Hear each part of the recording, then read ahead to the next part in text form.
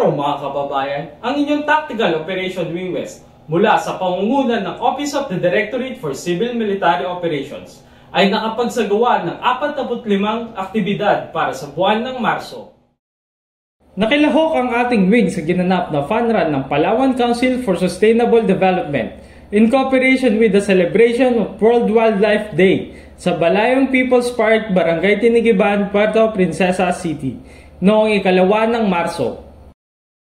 Dinaluhan ng ating wing ang Information Education Campaign ukol sa ICLIP at People's Organization Sustainment ng AFP-PDO sa Training and Transient Quarters, Westcom, Barangay San Miguel, Puerto Princesa City noong 7 ng Marso.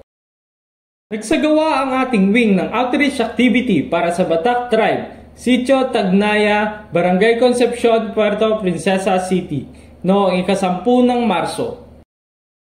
Nagsagawa ang ating wing ng orphanage outreach activity sa Group Homes for Children, Barangay Mangingisda, Puerto Princesa City noong 11 ng Marso. Nagpaunlak ng awitin ng ating wing kasama ang Air Sentinel Band sa 48th Founding Anniversary Celebration ng HSC West, Camp Recartes Station Hospital sa Rizal Reef, Westcom, Barangay San Miguel, Puerto Princesa City noong 12 hanggang 14 ng Marso. Nagbigay ang ating wing ng personnel upang maging donors at ang Air Sentinels Band upang mag-perform at mag-entertain ng mga tao sa isinagawang bloodletting activity sa SM City, Puerto Princesa noong 19 ng Marso. Naging kabahagi ang ating wing sa bayanihan para sa pag-asa sa Kalayaan, Palawan noong 28 hanggang 29 ng Marso. Nagsagawa ang ating wing ng radio hosting ukol sa accomplishments ng ating wing at iba pang mga AFP units sa Radyo Palaweño, Rizal Avenue, Puerto Princesa City noong 7 ng Marso.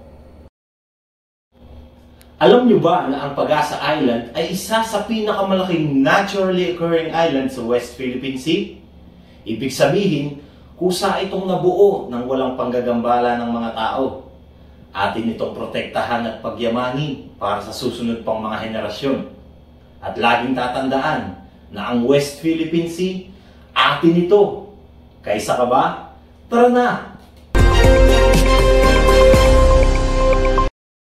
Naging kabahagi ang ating wing sa ginanap na static display ng Westcom kaalinsabay sa kanilang pre-anniversary activities sa SM City, Puerto Princesa noong 9 hanggang 10 ng Marso. Nagsagawa ang ating wing ng APAP Palawan via VTC kasama ang mga panauhin mula sa TESDA at Fort Arced noong 14 ng Marso. Naging kabahagi ang ating wing sa ginanap na 3rd Army Alvarez Bala Contra Droga Fun Shoot, Barangay Kemdeng, San Vicente, Palawan, noong 15 hanggang 17 ng Marso. Nagbigay ang ating wing ng 30 empty drums bilang donasyon upang gawing water storage ng Purok Bagong Pag-asa, Barangay Macarascas, Puerto Princesa City, noong 18 ng Marso.